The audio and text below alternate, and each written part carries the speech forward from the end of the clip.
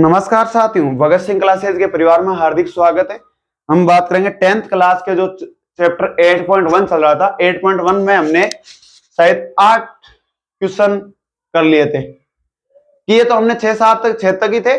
7 और 8 मैंने उम्मीद है कि आप कर लिए होंगे, और नहीं किया तो करवा देंगे यार, कमेंट सेक्शन में बता दिया करो। आज हम 9वें क्वेश्चन पे चलेंगे। 9वां क्वेश्चन कह रहा है त्रिभुज एबीसी जिसका कोण 20 समकोण है। एक त्रिभुज है एबीसी और जिसका कोण कौन सा समकोण है? बी। ये लो बाप जी बढ़ा देते हैं, जैसा कह रहे हो आप, ए बी सी बढ़ा दिया। ठीक है, समकोण कहने के बाद में उसने क्या कहा है? उसने कहा tan a बराबर। अब देखो दिया हुआ, यहां पे चीज वो पकड़ा करो कि क्या चीज दी हुई है। भाई आपको मैं एक बात बताऊं, ठीक है, आपको कह दे मारवाड़ी, शुद्ध मारवाड़ी में बात करूं तो थाने घर का कह दे कि खेती में बेटा निंदान करना है, या कह दे बाहर लावनी चाल रही है तो कह दे फसल की कटाई करनी है, तो फसल की कटाई करनी है, थाने कह दे बेटा फसल की कटाई करनी है। तो फसल की कटाई करनी है तो थाने ध्यान दांती चाहिए, सी काटने वाली चाहिए होगी। आप ऐसे रवाना हो गए तो फिर तो क्या कटाई करोगे? तो इसलिए सबसे पहले अपने पास घर वाले देंगे क्या? अपने को देंगे काटने वाली कुछ ना कुछ में से। तो उसी प्रकार इसमें दिया हुआ क्या है? त्रिभुज ए बी सी है जिसका कोण 20 समकोण है, जिसका कोण 20 समकोण है।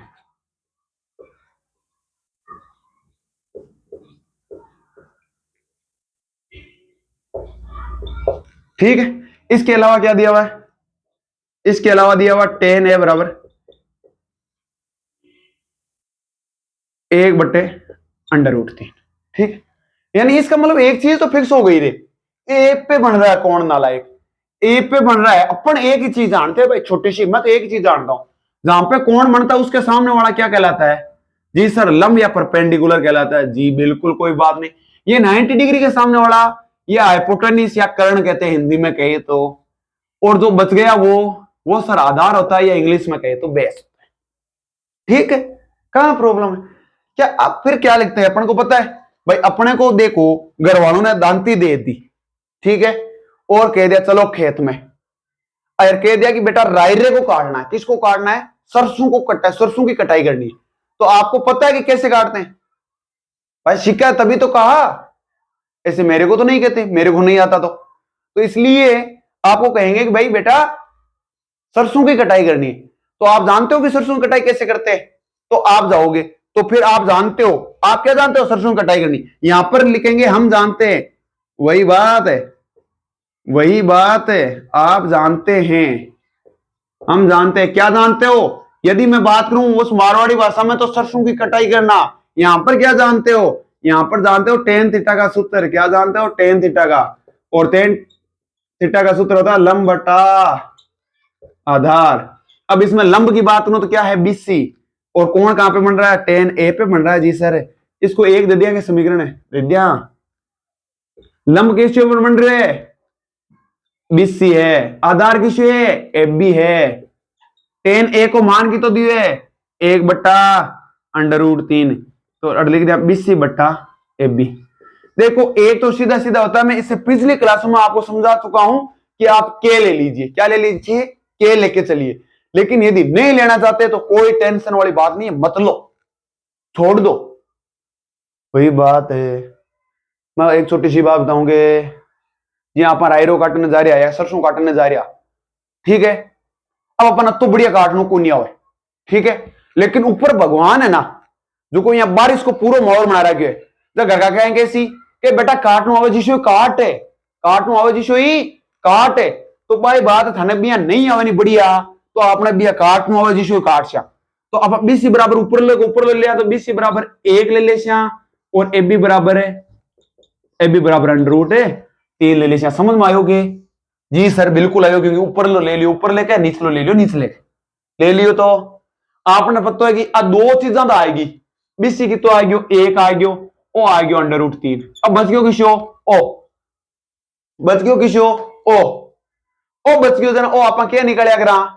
अरे पाइथागोरस प्रमेय सिखायो था ने, पाइथागोरस प्रमेय से, फिर लिख दिया पाइथागोरस प्रमेय से, पाइथागोरस प्रमेय। पाइथागोरस प्रमेय क्या कहता है? कर्ण का स्क्वायर बराबर आधार का स्क्वायर प्लस लंब का स्क्वायर। लिख दिया। कर्ण तो अपने को ज्ञात करना, कर्ण तो ऐसी है ही। आधार कितना है? आधार सर √3 है, √3 का स्क्वायर कर देंगे, कहां प्रॉब्लम है। लंब कितना है? 1 सर 1 का स्क्वायर कर दो। तो एसी का स्क्वायर नहीं होगा, कह रहे भूल गए क्या? तो एसी स्क्वायर √3 का स्क्वायर करेंगे तो अपने को पता है हट जाएगा √ 1 का स्क्वायर करेंगे 1। इधर यदि मैं √ हटा दूं तो इधर क्या हो जाएगा? √ लग जाएगा, 3 और 1 4। अपने को पता 4 का √ कितना होता है? जी सर बिल्कुल 2 होता है, मैं जानता हूं। हाँ तो जानते हो तो लिख दो यार। तो इसका मतलब एसी का मान कितना आ गया? 2। इसका मतलब अब अपने को रायरा काटना तो आ गया। अब अपने को क्या करना है? मेन मकसद अब रायरे को, सरसों को क्या करना है? एक जगह डिग्ली करना है, एक जगह ले जाना है। तो कैसे करेंगे? तो उसी प्रकार इसमें पूछा क्या अगले ने पूछा, मैं इसका एक पॉइंट करवाऊंगा, दूसरा आप करोगे। इसमें पूछा sin A cos C plus cos A sin C, cos A sin C। देखो एक तरीका तो आपको मैं इससे पिछली क्लास में समझा चुका हूं, फिर भी समझा ही देता हूं। साइन का सूत्र क्या होता है? साइन ए। कोण कहां पे बन रहा है वो इंपॉर्टेंट है। ए पे बनाने दो, लंब बटा करण। इस करण का मान कितना आया था अभी? ये रहा सी बराबर सर 2 आया था। लंब का मान कितना है? 1। करण का कितना है? 2। अब साइन कोस ए का मान निकाल लेते हैं। कोस ए की भी जरूरत पड़ेगी। कोस ए का क्या होता है? आधार बटा करण। ये लो सर निकाल लिया। आधार का मान कितना है? √3। कर्ण का कितना है? 2। तो ये लिख लिया √3 बटा 2। अब अपने को निकालना है साइन सी और कोस सी का। इसका मतलब अब एंगल यहां पे नहीं है बेटा, अब एंगल पूरा चेंज हो गया, सिस्टम पूरा चेंज हो गया, एंगल बन गया यहां पे। तो अब ये √3 इतनी देर आधार था, अब ये किसका काम करेगा? अब ये लंब का करेगा। और ये कर्ण है, ये बच गया ये आधार। अब देखो मैं इधर बता रहा हूं, काम की चीज है, थोड़ा सा समझ लेना। अब मैं यदि साइन सी की वैल्यू निकालूं तो साइन सी की, साइन का सूत्र तो लंब बटा कर्ण होगा, चाहे सी पे बना ले चाहे ए पे बना ले। अब की बार लंब का काम कौन करेगा? अब की बार लंब का काम करेगा √3 और बस। और कोस सी का क्या हो जाएगा? आधार का काम कौन कर रहा है? 1 और 2। देखो नहीं समझ में आए रोक रोक के देख लिया करो, एकदम धीरे धीरे समझ के। नहीं समझ, फिर भी नहीं समझ आ रहा कमेंट में बता दिया करो यार, मेरे को भी पता चले मेरे स्टूडेंट्स के समझ में नहीं आ रहा। अब अपन क्या करेंगे? अब देखो छोटी सी काम करना है, मैं आपको नहीं करवाऊंगा, ये आप स्क्रीनशॉट ले लो, मैं उधर करवा ही देता हूं। हाँ स्क्रीनशॉट ले लो जल्दी से यार, नहीं लो स्क्रीनशॉट तो रोक के लिख लिया करो, रफ रजिस्टर साथ में रखा करो, ये गणित है। अब ये उतार लिया। अब अपने को वैल्यू फाइंड करनी है, वो बात करते हैं। अपने को वैल्यू फाइंड करनी है साइन ए कोस सी प्लस कोस ए साइन सी, यही करनी है।